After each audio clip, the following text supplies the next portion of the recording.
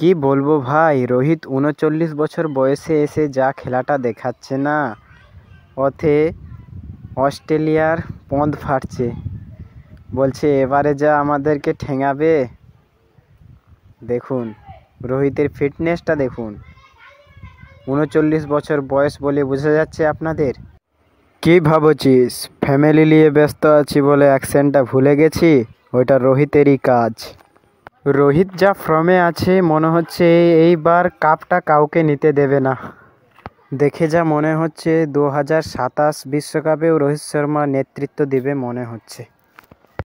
তবে বন্ধুরা, তোমরা কোনো টেনশন করো না, আসন্ন অস্ট্রেলিয়া সিরিজে আমরা রোহিত গুরুনাথ শর্মাকে আবার ফির শর্মাজিকে লড়কে সে দেখেঙ্গে। আমরা রো জুটি আবার দেখতে পাবো। তোমরা সবাই দেখো, রোহিত আবার নেতৃত্ব দেবে, আমরা দেখতে পাবো। আসন্ন অস্ট্রেলিয়া সিরিজে দেখা হবে।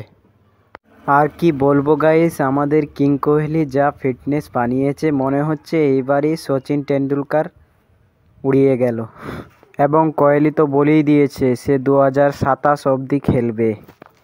অস্ট্রেলিয়া তোমরা রেডি থেকো, রো জুটি আবার আসছে। দেখা হবে আসন্ন অস্ট্রেলিয়া সিরিজে রো জুটি। কে কে দেখতে আগ্রহ কমেন্ট করে জানাবে। তো যাই হোক গাইস, বিরাটকে দেখে আমার খুব ভালো লাগছে, কারণ সে অনেক মেহনত করছে। আমাদের বিরাট কোহলিও কম কিছু নয়, সে এমন প্র্যাকটিস করছে মনে হচ্ছে অস্ট্রেলিয়ার গাড় ভেঙে দেবে। রো জুটি আমরা দেখতে পাবো আসন্ন অস্ট্রেলিয়া সিরিজে। কে কে দেখতে আগ্রহ কমেন্ট করে জানাবেন।